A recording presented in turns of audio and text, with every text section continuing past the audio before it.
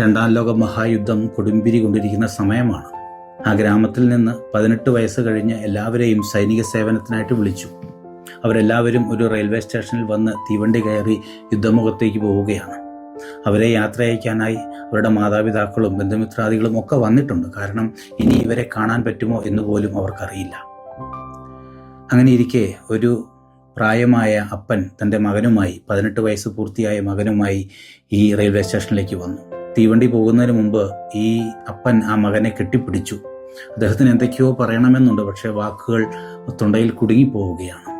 എന്നിട്ട് അവസാനം അദ്ദേഹം ഇങ്ങനെ പറഞ്ഞു, കുഞ്ഞുമോനെ, നീ മരിക്കാതെ സൂക്ഷിച്ചു കൊള്ളണം. പിന്നെയും എന്തൊക്കെയോ പറയണമെന്ന് അദ്ദേഹത്തിനുണ്ട്, പക്ഷേ വാക്കുകൾ വായിൽ നിന്ന് വരുന്നില്ല. തീവണ്ടി മെല്ലെ ചലിച്ചു തുടങ്ങിയപ്പോൾ ആ മനുഷ്യൻ ഉച്ചത്തിൽ വിളിച്ചു പറഞ്ഞു, കുഞ്ഞുമോനെ, നീ എപ്പോഴും ജനറലിൻ്റെ അടുത്ത് മാത്രം നിന്നാൽ മതി. ജനറലിൻ്റെ അടുത്ത് നിന്ന് ഒരിക്കലും മാറരുത്.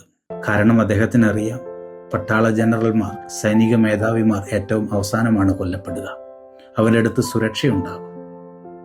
ആ ഉപദേശമാണ് ട്രെയിൻ നീങ്ങിക്കൊണ്ടിരുന്നപ്പോൾ ആ പിതാവ് ആ മകന് നൽകിയത്.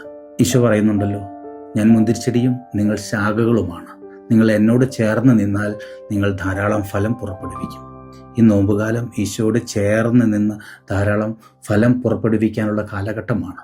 ഈശോയോട് ചേർന്ന് നിൽക്കുന്നത് സുരക്ഷിതത്വമാണ്.